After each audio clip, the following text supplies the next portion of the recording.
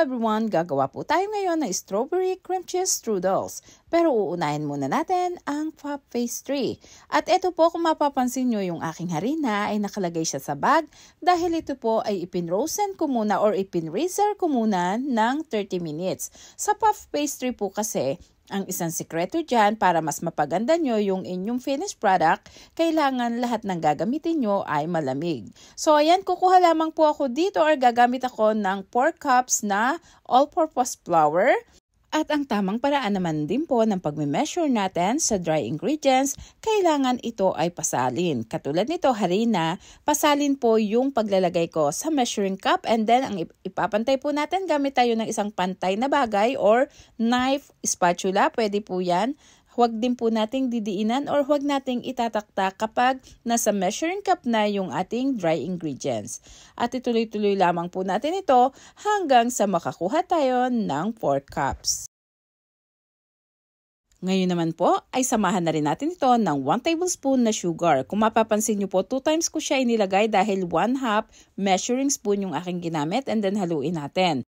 Ang butter naman po ay 450 grams. At itong butter po ay inilagay ko muna sa freezer bago natin gamitin para mas madali siyang gadgarin. So ito po yung technique na aking ginagawa. Yung adaran, nilalagyan ko muna po siya ng harina. Ito na rin pong harina na gagamitin natin para po hindi dumikit. And then, i-coat ko rin po ng harina itong butter saka natin gagadgarin. So, ayan, maiiwasan po yung pagdikit nito kaya isa yan sa ating mabisang technique. So, kapag nagkagadgad kayo ng mga ilang beses, atin ulit i-coat ng harina. At ituloy-tuloy lamang po natin ito hanggang sa matapos natin itong isang bar or isang buong butter. By the way, salted butter nga po pala ang aking ginamit dito.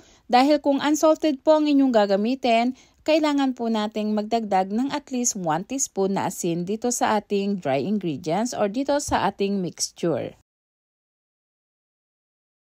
At ito na nga po siya pagkatapos nating gadgarin. Ang susunod naman na proseso ay atin po itong hahaluin para po mag-combine yung ating butter at saka yung dry ingredients. Pwede po kayong gumamit dito ng mixer kung meron kayo. Ako lamang po ay nagmano-mano para naman dun sa mga gusto rin gawin yung ganitong puff pastry pero wala po silang mixer. Kaya pwedeng-pwede po natin gawin yan sa mano-mano lamang. At habang naghahalo naman po ako dito or nagmi-mix, mega love shoutout kay Lani Ramos 645. Sa mga gusto pong magpa-shoutout, ilagay nyo lamang po sa ating comment section. Isama nyo na rin kung kayo ay taga-saan para naman alam natin kung hanggang saan nakakaabot itong ating mga simpleng recipe mula sa Eudelmo's Kitchen. Mga recipe na pwede nating pagkakitaan, pwede nating gawing extra income. So ayan, kung napapansin nyo po, ayan naghalo na yung ating butter at saka yung mga dry ingredients. Medyo pinaghihiwa-hiwalay ko pa lang po yung iba na nagbuo-buo. Kaya ganyan naman yung aking ginagawa. Mabilis lamang po itong gawin. Halos wala nga pong edit-edit ito. And then ngayon yung tubig na kailangan natin dito is 1 cup. Tapos ano po siya, ice water. So balin tubig na normal water po from the top, nilagyan ko lamang siya ng yelo. At again, siguraduhin po natin ang ating mga gagamitin ay malamig lahat para po perfect yung kalabasan ng ating puff pastry. Pakonti-konti lang naman din po yung paglalagay natin dito ng tubig dahil baka po minsan kasi nga merong ice baka sumobra so magiging napakalambot po at didikit yung ating puff pastry. Ang kailangan po nito ay ma-form lamang siya ng dough at kapag okay na malalaman natin yan dahil wala na pong mga dumidikit-dikit dito sa ating bowl. So, at saka sa ating kamay na rin po. So, yun po yung isang technique or isang paraan para malaman natin kung okay na ba ang pagmasa dito sa ating dough or sa ating puff pastry. Kung gagamit naman po kayo ng electric mixer, at least mga 4 to 5 minutes lamang po na masahan. Hindi po masakit sa braso ang pagmamasa nitong ating puff pastry dahil napakalambot lamang po nito. Super soft po, ang sarap sa kamay, ang sarap sa pakiramdam kapag ating minamasa itong ating puff pastry. At yan kung napapansin nyo po, medyo nawawala-wala na nga yung pagdikit niya sa ating bowl. Kapag ganyan na ay okay na po yan kahit may natira pang konti. Bilugin lang naman po natin, i-form natin ng pabilog, and then saka natin babalutin ito sa plastic wrap dahil ito po ay kailangan pa nating i-rest. Actually, hindi pa po ito pwedeng gamitin kaagad-agad once na ating nagawa. Kailangan pa niya ng pahinga para maganda yung kalabasan or maging resulta ng ating puff pastry. Napakarami po nating pwedeng gawin dito sa recipe na ito. Pwede po natin itong lagyan ng iba't ibang klaseng palaman. Actually, mga jam lamang po.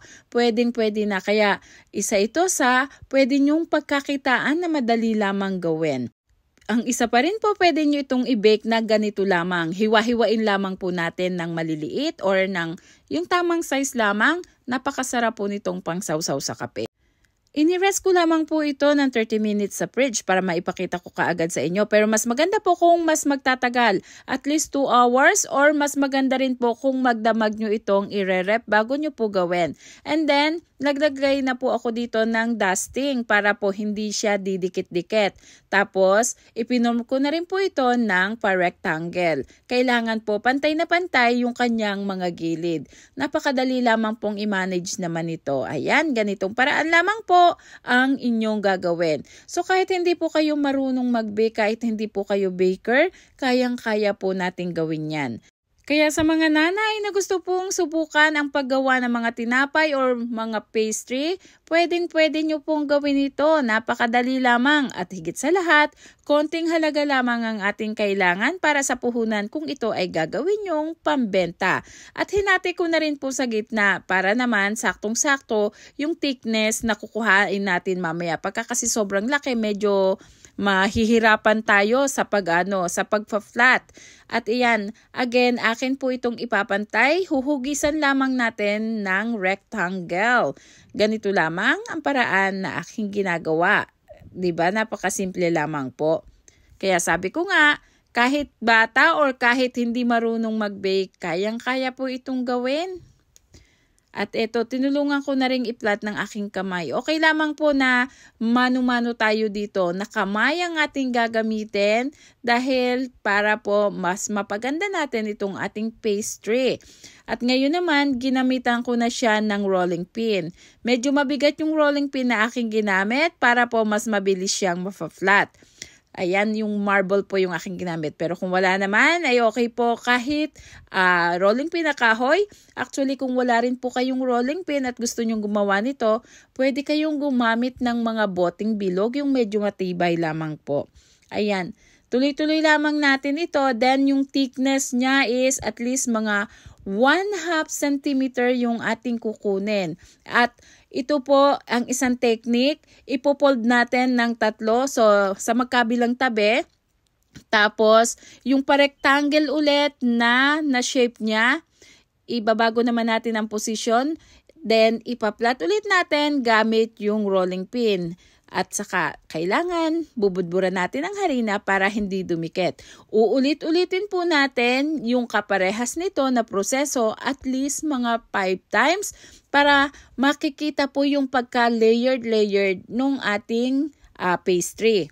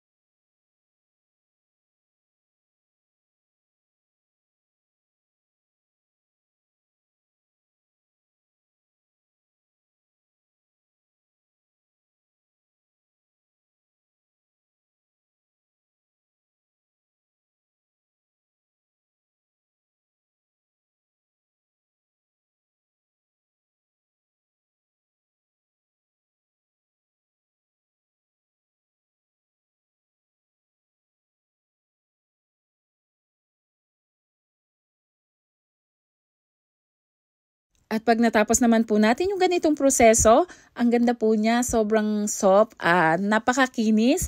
Atin naman po siyang balutin ulit dito sa ating plastic wrap at ire-rest po natin ng at least mga 2 hours. Sabi ko nga po, mas matagal sa fridge, mas maganda siyang gamitin.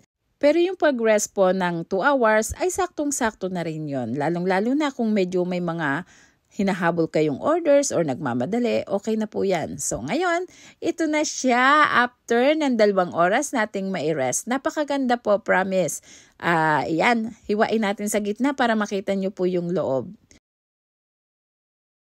At ito na mga po, napakaganda. So ayan, perfect yung ating puff pastry. Pwede nyo po itong hiwa-hiwain ng pa-square-square lang and then i-bake nyo. Ilagay nyo sa ating muffin pan. Kung meron kayong muffin pan, okay na po yun. Ayan, kitang-kita nyo po yung mga layer-layer niya.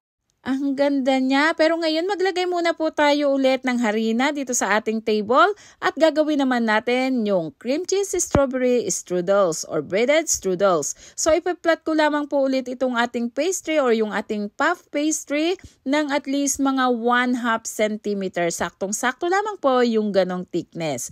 Huwag po nating masyadong bibiglayin yung pagro-rolling pin. Actually, minsan pwedeng parang papukpok, pabaksak yung ating rolling pin para po pantay siya na hindi mawawala yung linya niya na pagka-rectangle.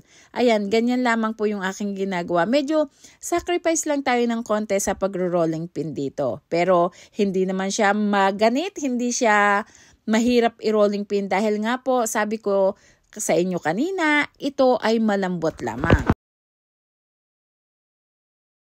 Kapag nakuha na po natin yung thickness na ating kailangan, ito naman ay ating hiwain sa 3. Ayan, gumamit po ako ng kutsilyo pero pwede rin kayong gumamit ng dough cutter. Ngayon naman, ito yung gagawin na natin na strawberry strudels. Tingnan nyo po yung pagkaka-layer niya. Ayan, ang ganda niya talaga. Kaya naman, ngayon ay hiniwa-hiwaan ko ng ganitong paraan yung gilid niya dahil nga po ito ay ating i-braid. So, ayan, gumamit lamang po ako ng kutsilyo. Pwede kayong gumamit din dito ng dough cutter. At ito po yung isang mas magandang technique. Lagyan natin ng tanda. Parang paguhit lamang po pero huwag nyo isasagad yung pagkakahiwa.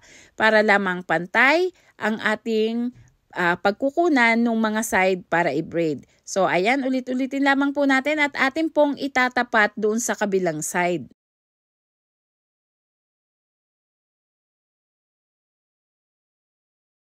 At ngayon naman yung magkabilang dulo po ay ating tatanggalin para parang pinaka-cover po itong isang nasa sa gitna na yan. Ganon din po sa kabilang side. Kaya naman, umpisahan na natin yung paglalagay ng fillings. So, ayan, gumamit po ako dito ng cream cheese. Ang dami po ng cream cheese na ating ilalagay ay depende sa inyong panlasa kung gaano karami ang gusto nyong gamitin. Ayan, at atin lamang pong i-flat dito sa ating pastry dough or sa ating puff pastry.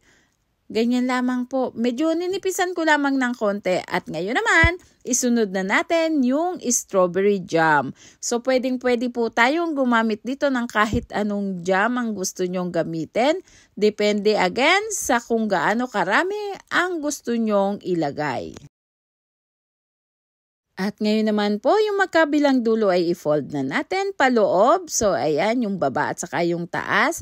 At isusunod na natin itong pagbe-braid. Ayan, ganyan lamang. Alternate na ating pagpapatungin ang magkabilang side hanggang sa ito ay matapos natin hanggang dulo. Ayan, ganyan lamang po para lang tayong nagtitrintas dito ng buhok. Actually, mas madali pa nga to kasi yung buhok 3 line, ito 2 lamang. Papatong-patong lamang yan. Binurasan ko na rin po ng gata sa ibabaw. Actually, pwede po kayong gumamit dito ng egg wash para mas maganda yung kakalabasan ng kulay. Allergy lamang po kasi sa egg yung anak ko kaya milk lang yung aking ginamit. At ngayon naman po ay nilagyan ko na rin ng brown sugar sa ibabaw. Yung hindi po masyadong pino na sugar, yung medyo magaspang. Pero ito pong paglalagay ng sugar sa ibabaw ay optional lamang. Kung medyo mahilig po kayo sa matamis, pwede nyo dadagan. Tapos kung ayaw nyo naman po ng sugar, pwede nyo po itong hindi lagyan. At ngayon naman po sa air fryer ko lamang siya lulutuin para kahit wala kayong oven, may air fryer kayo, pwede po rin kayo magawa. Kung may oven naman, ay pwede rin. 350 degrees Fahrenheit kung sa oven, at least 15 to 20 minutes. Dito naman po sa aking air fryer, 365 degrees Fahrenheit, 15 minutes. Depende po sa gagamitin nyo na oven or air fryer, ang temperature at saka tagal or timer. Inyo lamang pong titingnan-tingnan once na nag-golden brown na, pati yung ilalim, ito po ay okay na. Kaya hintay-hintayin lang natin at pagkaraan ng 15 minutes dito sa aking air fryer. Ito na ang braided cream cheese strawberry strudels na pwedeng pang negosyo idea at pang merienda or pang almusal ng buong pamilya. Kaya naman, maraming salamat po muli sa inyong lahat. This is Bella, ang inyong kusinero ng Udelmo's Kitchen. Bye-bye at mag-ingat po tayo.